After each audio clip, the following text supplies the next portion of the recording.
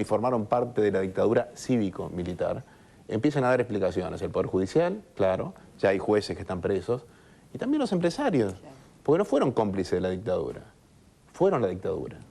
Es raro que hoy escuchando más o menos las repercusiones, los periodistas se preguntan mucho por qué ahora, por qué el gobierno, cómo invierte en el problema, por qué ¿qué me lleva a mí a investigar a Papel Prensa, no? Pero yo te puedo contar, no es ahora. yo te lo puedo responder eso. Porque este es el primer gobierno que da total y absoluta garantía a las víctimas que no van a ser utilizadas y que se va a hacer justicia con sus casos. Hay cientos de testimonios que nunca habían sido contados antes que han aparecido ahora. ¿Alguien se cree, le pregunto esto a las mujeres, ¿alguien se cree que es fácil ir a contar una violación? Que uno va a cualquier lado y se sienta y cuenta cómo la violan, cómo la asaltan sexualmente. Nadie lo quiere hacer eso. Entonces, ¿cómo le vas a explicar a alguien que vaya y lo haga si no hay garantías? Lidia no tenía garantías. Lidia no tenía garantías porque ningún gobierno quiso investigar, porque no querían pelearse con Clarín. Ese es el problema. Ese es el problema. Un amigo mío le llevó la carpeta a Luder. Un hombre que soy funcionario de este gobierno. Y le dijo, doctor, acá tiene un caso que podemos realmente tratar y resolver. Y le dijo, Luder, ¿y qué quiere? ¿Que yo pierda las elecciones? Este amigo mío, que hoy ya es una persona mayor, obviamente, me dijo, ¿te das cuenta qué tarado que fui? Yo salí de ahí diciendo que nunca voy a ser político. Yo. Claro, una ingenuidad total. Así que lo que te quiero decir es, lo que habría que preguntar es qué es lo que pasó antes, no hoy. Porque hoy se está haciendo justicia.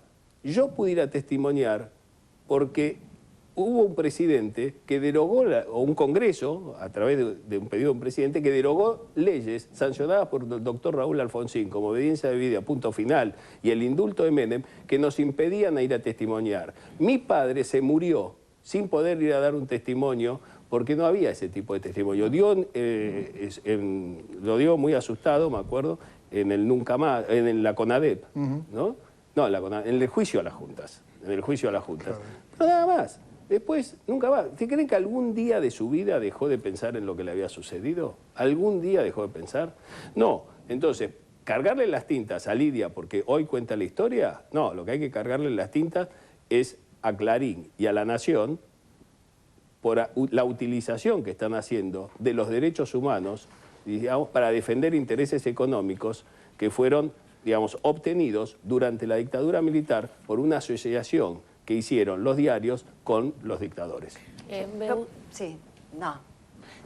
Le quería hacer una pregunta a Félix, porque justamente en uno de los momentos del TEP le veíamos a la presidenta decir que se iban a hacer las presentaciones judiciales en los tribunales judiciales, y uno de los argumentos de quienes se preguntan por qué ahora o por qué al kirchnerismo le interesa reflotar esta causa, una de las cosas que se decía ayer a la noche en televisión era de alguna manera que desde que había empezado la democracia nuevamente, desde que se había retomado los gobiernos democráticos en el año 83, se habían hecho varias presentaciones judiciales, como que esto ya era y se había encontrado de alguna manera inocente a Papel Prensa en todo esto, como que esto ya era una cosa juzgada y que judicialmente no se podía avanzar más.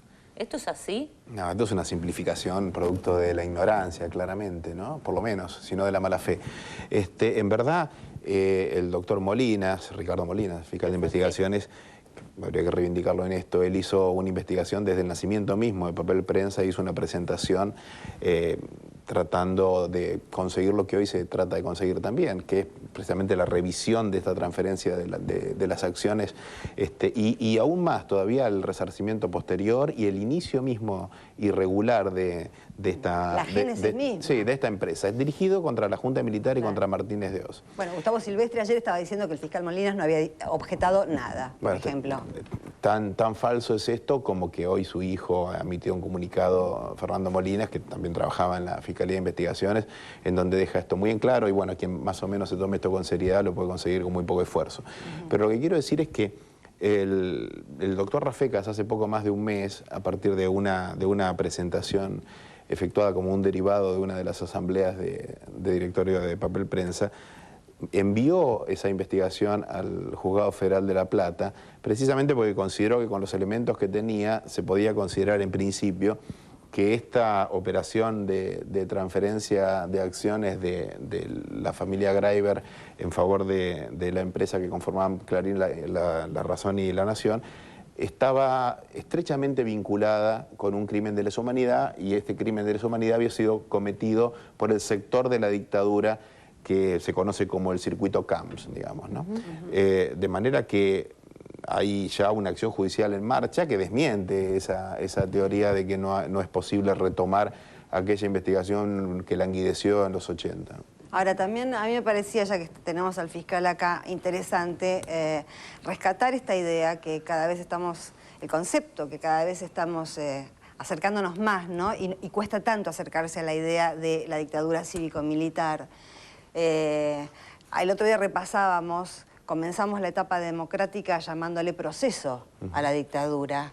Tardamos muchos años en decirle dictadura militar a la dictadura militar, y faltó todavía toda una etapa para que aquello se constituyera para nosotros en lo que hoy podemos decir que fue una dictadura cívico-militar. En consecuencia que hubo civiles que propiciaron, alentaron y se beneficiaron con el accionar del terrorismo de Estado.